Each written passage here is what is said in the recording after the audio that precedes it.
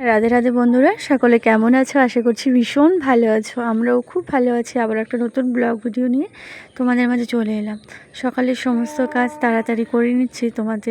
আমাদের পুজোর শপিং এখনও হয়নি, জানো তো। আজ হচ্ছে মহা অষ্টমী। তো অষ্টমীর দিন তোমাদের দাদাভাই বলে চলো কিছু বাচ্চাদের দিয়ে কিছু একটা দিই। আর অনলাইন থেকে অর্ডার দিয়েছিল যদিও বা, কিন্তু অফলাইন থেকে না কিনলে মনেই হয় না যে পুজোর শপিং।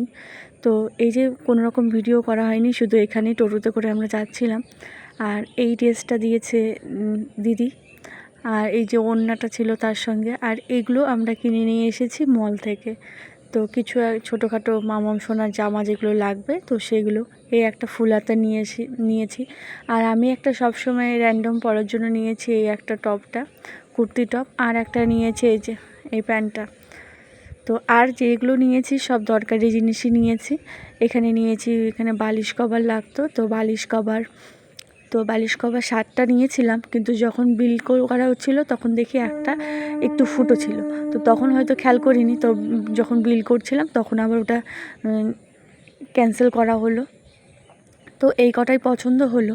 আর আমার কুর্তি অনেকগুলোই দেখেছিলাম, তবে আমার ঠিক পছন্দ হয়নি, তো আমি নেইনি। তো বললাম না, ঠিকই আছে। আর এবার বুঝতেই পারছো মেয়েটারও শরীরটা খুব একটা ভালো না, তার মধ্যে আবার ঠাম্মাটাও অসুস্থ। তো সেই কারণেই কি পুজোর ওই আগের থেকে না প্ল্যানটা ছিল না যে এটা করবো সেটা করব। আর ছেলের এই গেঞ্জিগুলোও কিন্তু নেওয়া হয়েছিল, এগুলো অনলাইন থেকে নেওয়া হয়েছিল। আর এই জিন্স প্যান্টটা এটা মল থেকে নেওয়া হয়েছিল। আর এই একটা বড় পাপোশ নিয়েছি। আর এগুলো নিয়ে তো পুরো আমি ঠকে গেছি। আমি তো ভেবেছিলাম এগুলো ওয়ালপেপার, তো বাড়িতে এনে দেখি এগুলো পেপার, জাস্ট এমনি পেপার, কোনো স্টিকার টাইপের নেই এগুলো। তো এদিকে না খুব খিদে পেয়েছিল, মার্কেটে তো খুব ঘোরাঘুরি করছিলাম, খুব খিদে পেয়ে গেছে। তো সেই কারণে তোমাদের দাদাভাই বললো বাড়ি গিয়ে আর রান্নাবান্না করতে হবে না, চলো এখান থেকেই কিছু একটা খেয়ে যাই।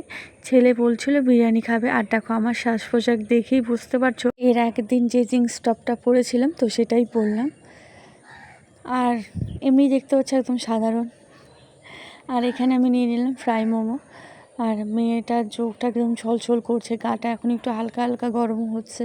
তো মেয়েটার জন্য না খুব খারাপ লাগছে। বাড়ি গিয়ে আগে ওষুধটা খাওয়াতে হবে মেয়েকে। তোমাদের দাদাভাই ওদিকে মোগলাইটাও অর্ডার দিল। তো চলো সবাই মিলেঝিলেই খাওয়া হচ্ছে। বাবু কিন্তু এই ফুল বিরিয়ানিটা জানো তো খাইনি। তো সবাই মিলেঝিলেই খাওয়া হয়েছিল সব কিছুই। এখানে মোগলাই একটা অর্ডার, পরে আবার আরেকটা দিয়েছে। সবার লাস্টে কোকোলা খেয়ে বাড়িতে এখন এই যে আমরা রওনা দিব।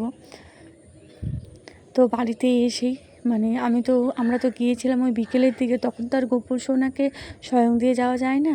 তো বাড়িতে এসে আগে আমি স্নানটা করে নিয়েছি, কারণ ওখানে ওই মাংস টাংস সমস্ত কিছু খাওয়া দাওয়া হয়েছিল। তাই বাড়িতে এসে স্নানটা করে গোপু সোনাকে আমি এখন স্বয়ংটা দিয়ে দেবো।